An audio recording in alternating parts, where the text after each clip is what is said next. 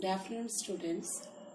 The last class we studied about the second step of the extraction of the crude metal, that is the reduction of metal oxide.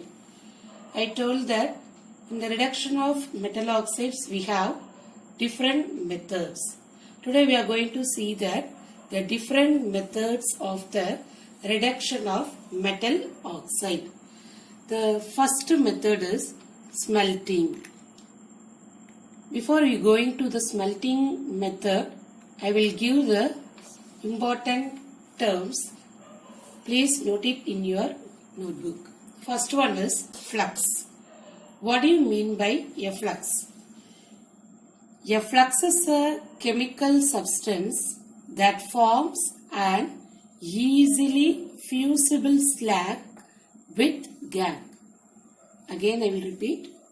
A flux is a chemical substance that forms an easily fusible slag with gangue. Next, the another definition for slag. What is a slag? A slag is a chemical substance which can in the fusible form formed by the reaction of flux with gangue during reduction of metal oxide in the extraction of metal. Again I tell you the definition for slag. The slag is a chemical substance which is in fusible state formed by the reaction of flux with the gangue during the extraction of the metal. Now we will see the smelting process. In the smelting process, we mix the concentrated ore with a suitable reducing agent. It may be carbon monoxide or aluminium, and a flux. A flux may be acidic flux or a basic flux. Acidic flux example is silica, SiO2. For basic flux, the example is calcium oxide, that is limestone. Okay, in smelting process, the mixture, that is concentrated ore, reducing agent and flux. These three are mixed and taken in the smelting furnace and heating at an elevated temperature. What do you mean by elevated temperature here? The temperature above the melting point of the metal. So this process is called as the smelting. In this process, the metal oxide will be changed into the crude metal. So when we mix the three things, the concentrated ore, reducing agent, flux in the smelting furnace and heated at an elevated temperature, the metal oxide will be changed into metal. Here two examples are given for smelting. The first example is the iron oxide will be changed into iron. In this example, the iron oxide, that is Fe2O3, is treated with the reducing agent. Here we are using the reducing agent carbon monoxide. At that time, the iron oxide will be reduced to iron.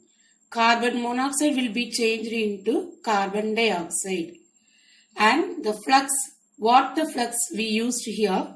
Here we use the basic flux limestone, that is calcium oxide. Why we are using the basic flux here? Because in this process, the silica gangue is present along with the ore. It is acidic in nature. So we use the basic flux to remove the acidic gangue silica. So the limestone is combined with the silica gangue and changed into calcium silicate. This is the slag. So now you see the equation for this calcium oxide, that is a limestone, a flux, is treated with the silica SiO2, a gang. It will gives us the slag, calcium silicate, CaSiO3. This is the first example for the smelting process. In our book, we have a question.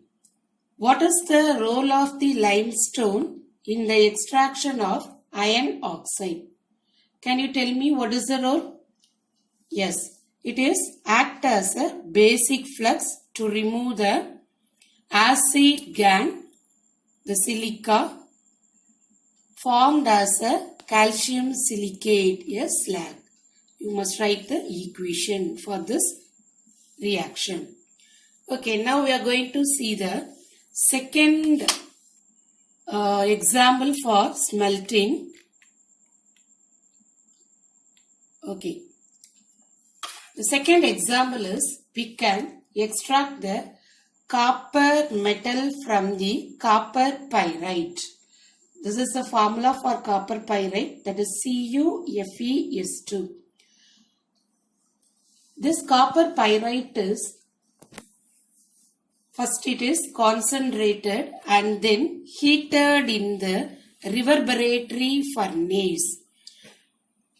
The reverberatory furnace, we mix the silica as a acidic flux, because this acidic flux will combine with the basic gang in this reaction. We will see what is the basic gang. Okay, now you see the copper pyrite, that is CuFeS2, is oxidized. You will get Fes, that is iron sulfide, then Cu2s, copper sulfide, along with the sulfur dioxide.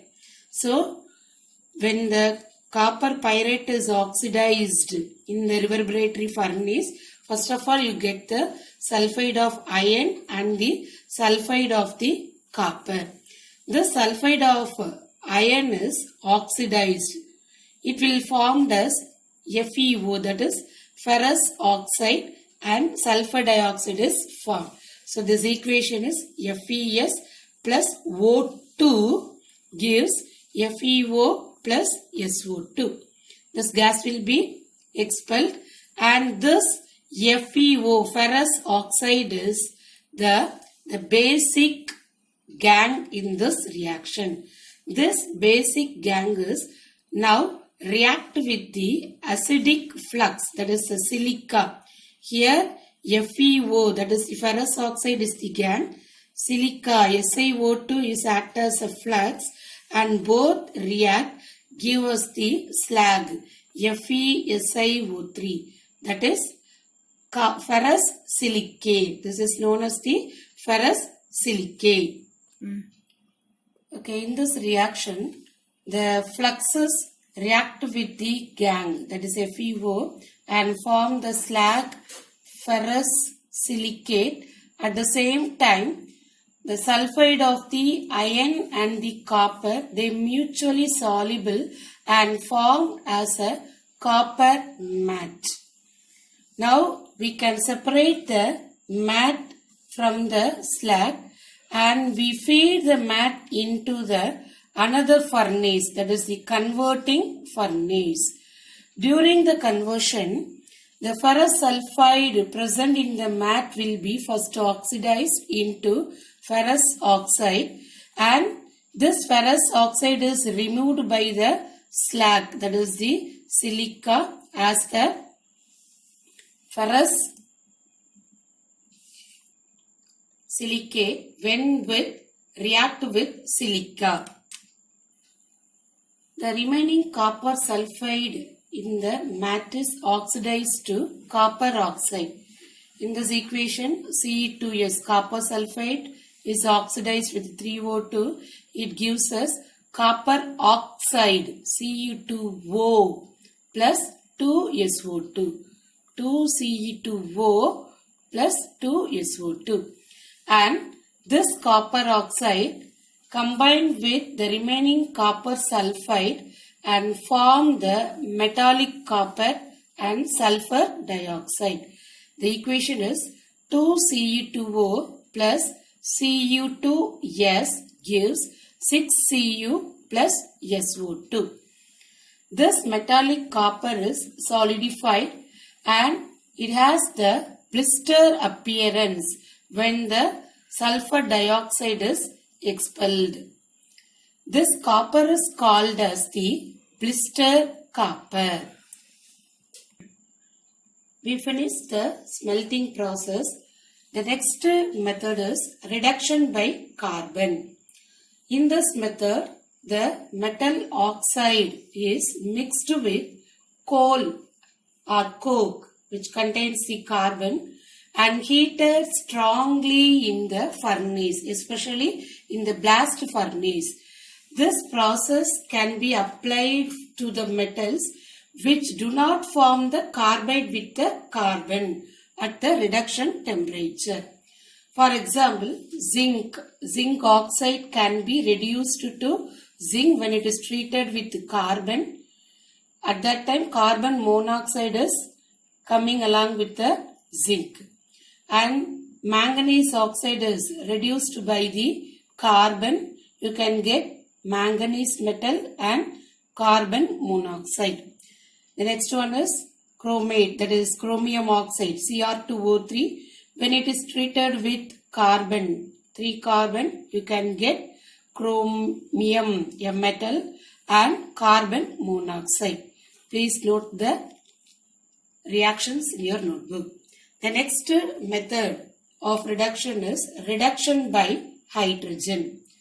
This method is suitable for the oxides of metal which are having less electropositive character than hydrogen. For example, the oxides of iron, lead, copper, silver can be reduced by this method.